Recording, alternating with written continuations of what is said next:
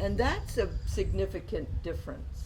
So it's not like I'm coming in from a cerebral place that is more psychoanalytic, because as an artist and as a human being, but especially as an artist, who are you to interpret my artistic response to anything? As human beings, we have free will. Do not tell me how to live, because I'm going to get all up in your face. Okay? I might be making mistake after mistake after mistake. Goodness knows I've made some doozies, and I hope to have a good long life so I can guarantee I'm going to make a few more. Because why? I'm a human being.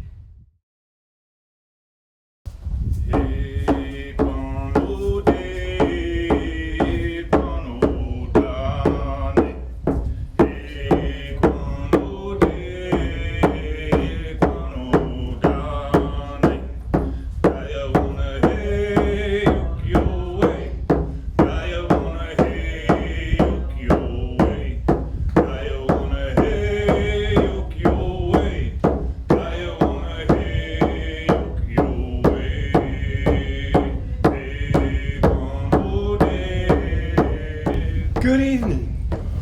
Good evening. Just welcome to Killcare State Park and this celebration of Indigenous poetry of New England. And let's give a hand for the beautiful day that the world has given to us just right.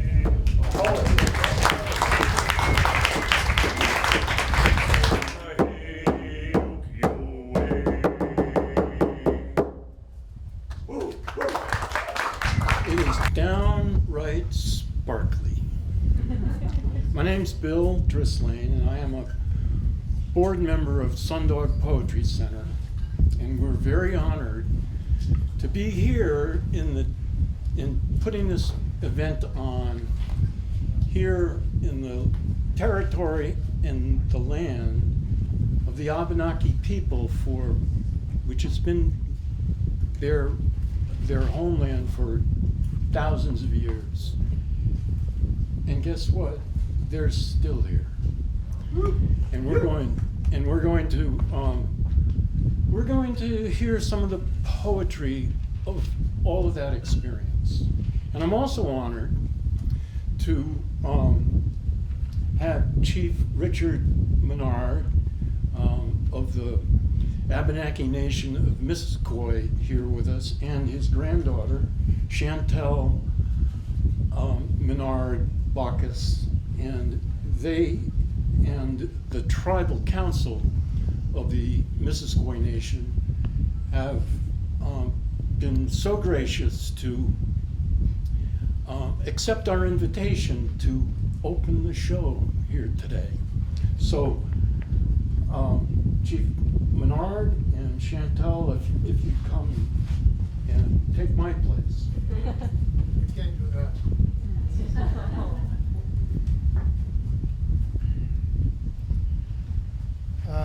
Good afternoon or evening. My name is Chief Menard. That should be all right. And I just want to tell you something about Missisquoi Abenaki. A lot of people don't know what we do. We do an awful lot, not only for our tribal members, but also for the community. We run a very active food shop for one thing, which we're open 3 days a week, and we feed a lot of people out of that place. We have a couple volunteers to help, and also we've got a couple paid staff that try to coordinate things, and believe me, it's like running a store. And with the COVID thing, when that hit us, that kind of just accelerated everything, and with the inflation now, it's still going up. So there's a lot of people in need, so we're there to help them. And we also get involved with a lot of other little things in the community, as well as various places.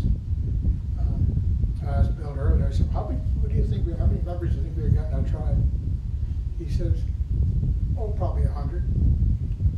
I says, well, how about 3,500? So it's growing. I mean, I want to say it's more than that. It's probably pushing 3,700, 3,800 because in the last year we've had a lot of new members come forward. So that keeps us busy. And how do we operate? We operate on donations and grants. We're a nonprofit. So it's a lot of times it's a struggle. And we try to have like a Christmas party for our tribal kids, as well as we run a scholarship program. So we have to raise money for that every year. So as I say, we keep busy. My granddaughter Chantel, she has been an asset, a big asset, helping us raise money and to get us going where we're going. I mean, it's been unbelievable. Some of the tribal members is here. They can tell you how we were a couple of years ago. We made a 180-degree change, and we really are going in the right direction. So hopefully we continue to do that. Chantal, thank you.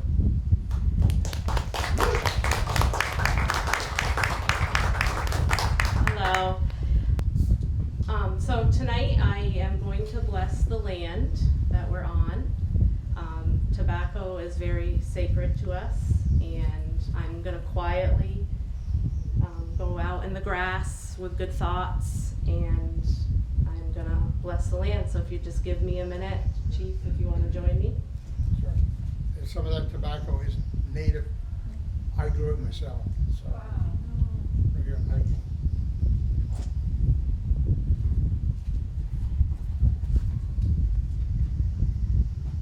Well, do I have to do Mendel's Square for you? Okay, if you don't know who Mendel's Square is, Google it. Educate yourselves. I mean, how did the Mandan get green eyes? Honor song. There in the box wrapped in red wool blanket, you there on top of the flat cedar, you in the white ash box, you, I sang you home. Even though it was night, I sang songs of the sun. Aunt Itzbit and me, we drove you, my mother, home. My mother, I sang. Out on the hill, an eagle lifted off at dawn. This I thought of that day you slipped, you, through the crack of day, your soul lifted off with the power of a single drop of water on the tip of a choke cherry leaf. So I was always brought up in the woods. It's just the way we were raised. We didn't have to be afraid of animals or creatures or people or CPS reporting my mom because she let us run wild on the back hill. And so I also do a lot of traveling. It's like gathering up all my pieces, because whenever a people crosses water, we lose something. Whenever a people crosses salt water, we lose something. That's why we use salt in a lot of things. So any peoples that were on a boat and came across on a boat, we lost something. And so every place that I have felt called to travel, even Mongolia, among the eagle hunters, even in Mongolia, I later go back and discover that there's family of some kind there. So we have to, follow here, not up here, not what somebody tells me. Don't tell me how I'm gonna dress. I got 2 words. I'll try to keep it clean, but Marine Corps, not quite possible. Just saying.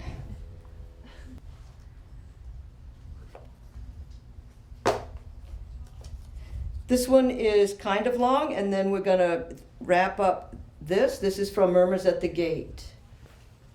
This is trigger warning because we're taught about smell and to use our senses.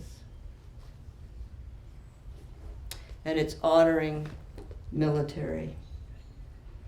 We sign the dotted line, warriors sacrifice innocence. That's why we're held in a good way, in a respectful way, because we're sacrificing innocence. The smell of blood.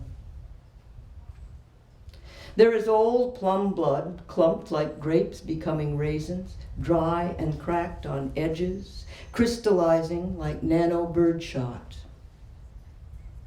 There is fresh blood, vibrant as lips wearing lipstick for the first time, red with life and air, and knowing nothing but that moment in the gasping for more.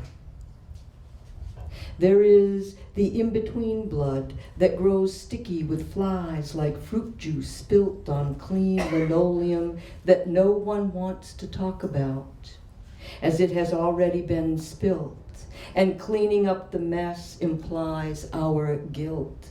So we sip quietly with downcast eyes onto tabletops in outdoor cafes, or our mother's favorite butcher block, and we pray that dogs enter soon to lick up taboos now sticky with truth. There is the pink frothy blood that effervesces into mist, alive with the last ki, last words, last breath, last action, beyond form and recognition. There is the blood we suck from a paper cut, bright as words we sliced with time. Never is blood alone, but mingled with bitter gall and bile, or the rank of gut and brains. There is the blood of unborn fetuses in glass vacuums, and plastic measuring cups in deep sinks, power washing the rot of vaginal infections, and there is the blood of life tainted with umbilical matter, amniotic fluid, saline, and protein enhanced with sweat, canaling through emergences, cavernous, cold Sally Port pelvises. There is the blood of death spattered with the last shit you'll ever take, and no one cares what your last meal was but you and whoever made it. Tabasco pizza, chocolate chip cookies melted into blobs from heat while being shipped from runway to runway or sitting in back postal rooms and mail bags. There is the blood of transfusions, transformations, transportation into warfarin, heparin, and morphine drips. There is the blood of lies, the blood of truth, the blood of consequences, conflicts, confusion that not titrate into the soil and dust of everyday living. The absence felt when mowing the lawn, getting the mail, feeding the dog. There is the blood of abstraction, nightmares, invaders of songs, stories, horror meted by heart palpitations, tightening of chest, and the constant neurotic, obsessive unlocking, relocking of doors, windows, load, fire, reload. There is the blood of love that dries too quickly into a cacophony of smells that embrace something someone somewhere describes as life. Blood.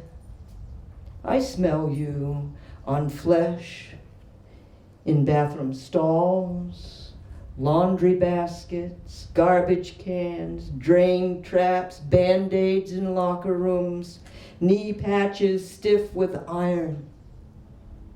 I smell you on the streets, in the lives outside of reasoning. Thank you.